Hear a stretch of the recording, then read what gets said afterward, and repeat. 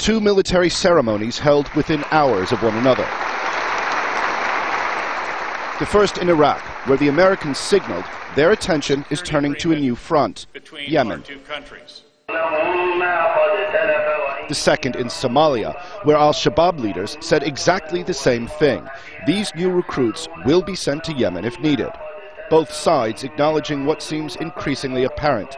The fight for Yemen has already started to intensify. And in a further sign that al-Shabaab is serious about its intentions, police in Denmark have shot and wounded a Somali man who was trying to attack a Danish artist who had previously drawn a cartoon of the Prophet Muhammad, which has drawn widespread condemnation throughout the Muslim world. Danish intelligence operatives say they believe the man has close ties to al-Shabaab and to what they say is, quote, al-Qaeda leaders in Eastern Africa. Those leaders are now thought to be working in concert with these men, who lead what's now being called al-Qaeda on the Arabian Peninsula, the combined forces operating both in Yemen and Saudi Arabia, and who have indirectly claimed responsibility for orchestrating the failed attack last week by an attempted bomber on a passenger plane traveling to Detroit. A claim Barack Obama finds credible based on an address just released by the White House.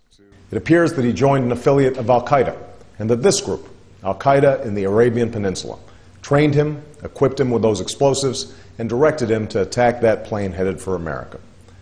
This is not the first time this group has targeted us.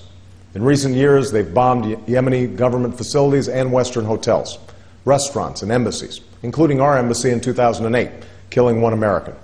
So as president, I've made it a priority to strengthen our partnership with the Yemeni government, training and equipping their security forces, sharing intelligence, and working with them to strike al-Qaeda terrorists.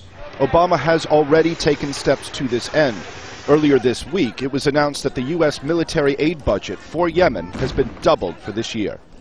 This shift in focus is now apparent in London as well. British Prime Minister Gordon Brown is calling for an international conference on Yemen to be held in London later this month. He says his country's commitment to Yemen will soon surpass $150 million in aid, in a bid to do whatever necessary to prop up the government in Sana'a. The risk of Yemen becoming a failed state has become even more acute in the past year, not only because of the connection to the failed plane attack, but because al-Qaeda has consolidated its efforts in the region and now openly boasts of operating with impunity in areas of the country which the government is too weak to control. The attempted attack in Denmark and the failed plane bombing are now the latest two incidents linked to al-Qaeda in Yemen and its sympathizers. Which means, just as the Americans and the British say they're ready to send more help to the government in Yemen, al-Qaeda and its allies say this is a fight they're ready to engage in. Owen Fay, Al Jazeera.